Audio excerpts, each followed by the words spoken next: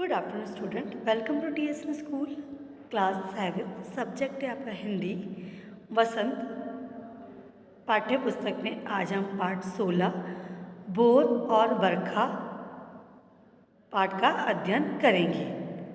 Bore और बरखा इसकी जो कविता है, इस कविता के जो रचयिता है वो कवयित्री है मीरा बाई। इन्होंने ये कविता का रचना की है। बोर और बरखा मतलब इस पाठ में मीराबाई के दो पद संकलित है। मीराबाई कौन है? कवयित्री, जिन्होंने इस कविता की रचना की है। इस पाठ में मीराबाई के दो पद क्या है? संकलित हैं। प्रथम पद में प्रातःकाल का वर्णन है और दूसरे पद में सावन की वर्षा का वर्णन किया गया है। किसके द्वारा? मीराबाई के द्वारा। बोर मतलब प्रातःकाल और बरखा मतलब सावन की वर्षा। इन दोनों पदों का मीराबाई ने अपनी कविता में वर्णन किया है। जागो बंसी वाले ललना, जागो मोरे प्यारे। यशोदा श्री कृष्ण से कहती है कि लाल बंसी वाले जागो, मतलब पहले प्रातःकाल के बारे में वर्णन किया है कि श्री कृष्ण जो होते हैं, यशोदा जो मैया है, वो श्री कृष्ण से कहती हैं कि हे लाल, लाल कौन? मतलब अपना बच्चा, पुत्र। जागो बंसी वाले रजनी, रजनी का मतलब होता है रात, रजनी का मतलब होता है रात। ललना, ललना मतलब जो अपन जिसको प्यार से बोलते हैं लाल, लाल मतलब पुत्र। जागो बंसी वारे लालना, जागो मोरे प्यारे। यशोदा श्री कृष्ण से कहती है कि हे लाल बंसी वाले जागो। रजनी, रजनी मतलब रात। बीती भोर भयो है घर घर खुले किवार। रात बीत गई है, सवेरा हो गया है, घरों के द्वार खुल गए हैं। अब यशोदा किससे कह रही है? अब श्री कृष्ण से कह रही है। गोपी दही मथत सुनियत है कंगना के जनकार। और गोपियाँ क्या कर रही है? दही मत रही है। दही मतले का मतलब है छाछ बना रही है। कंगनों के झनकार, गोपियाँ दही मत रही हैं और उनके हाथों के कंगन झनकार कर रहे हैं, मतलब बज रहे हैं। उठो लाल जी भोर भयो है, सुर नर ठाड़े द्वार। हे लाल उठो, देखो देव और मनुष्य द्वार पर अपनी बाट देख रहे हैं। द्वार मतलब दरवाजे। ग्वाल बाल सब करत कुलहाल, जय जय सबद उचारे। और सभी ग्वाल बाल, ग्वाल बाल जो होते हैं मतलब जो ग्वाले चलाते हैं उनके बाल रूप है। ग्वाल बाल के कंगन, सभी ग्वाल बाल कोलाहल कर रहे हैं और अपनी आपकी जय जयकार कर रहे हैं। माखन रोटी हाथ में लीनी, गौवन के रखवारे। मीरा के प्रभु गिरधर, नागर सरने आया को तारे। अब यह सुनकर श्री कृष्ण जागे और गायों के रक्षक ने हाथ में मक्खन रोटी ले ली।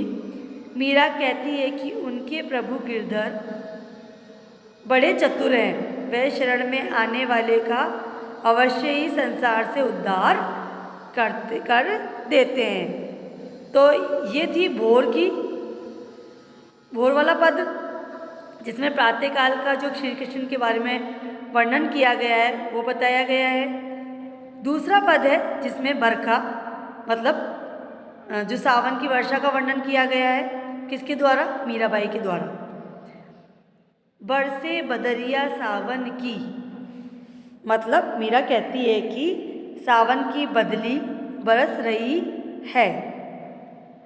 सावन की मन भावन की, ये सावन जो है मेरे मन को बड़ा भा रहा है। कहने का मतलब है कि मीरा कह रही है कि जो सावन की जो बरसात होती है वो उसके मन को क्या करती है? बड़ी भाती है। सावन में उमंगियो मेरो मनवा, भनक सुनी हरि आवन की। मेरा मन उमंग से भर जाता है, मतलब एक उत्साहित हो जाता है। किसका? जब बरसात ऋतु होती है, सावन का महीना होता है, तो जो मीराबाई है उसका जो मन क्या कैसा हो जाता है? एक भावुक से हो जाता है और एक उमड़ने, मतलब उनका मन क्या करता है? उमंग से भर गया है, क्योंकि मुझे श्री कृष्ण के आने की भनक लगी है। क्यों? क्योंकि उनको इसलिए मन भाता है क्योंकि उनको क्या लगती है कि श्री कृष्ण जो है, जो उनके गिरधर नागर हैं, उनके आने की क्या हो रही है? भनक लगी है। किससे? सावन के आने से।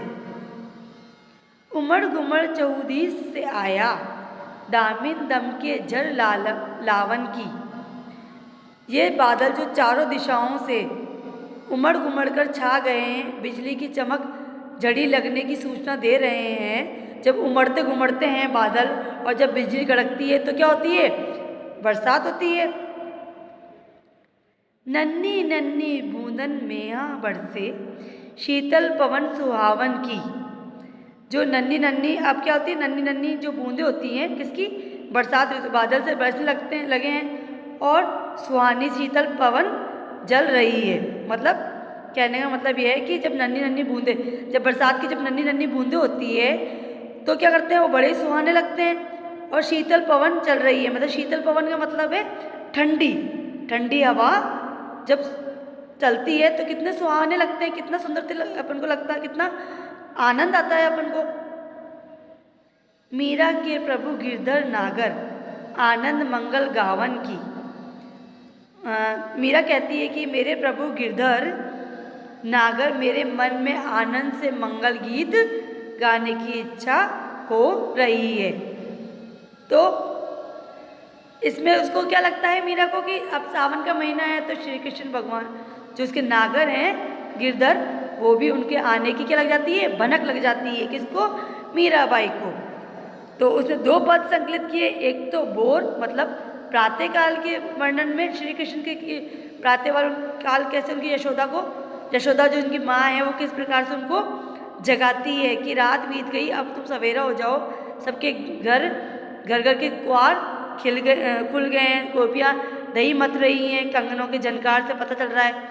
और जो ग्वाल बाल है सब अपने क्या कर रहे हैं? कोलाहल कर रहे हैं, सब आपकी जय जयकार कर रहे हैं। तो माखन रोटी हाथ में लिए गोवन के रखवाले कौन?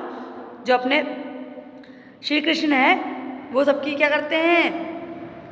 अवश्य ही क्या करते हैं? उद्धार करते हैं उनका। फिर बताया कि इसमें दूसरे वाले पद में जो वर्षा जो सावन की जो वर्षा होती है उसका वर्णन किया गया है कि भाई इस तरह से उमड़ते घुमड़ते जो बादल हैं वो किसके? मीरा के मन को भाते हैं। क्यों? क्योंकि उनको एक भनक हो जाती है। किसको? मीरा को भनक हो जाती है कि अब श्री कृष्ण जी आएंगे। यही इन दोनों पद में बताया गया है। धन्यवाद।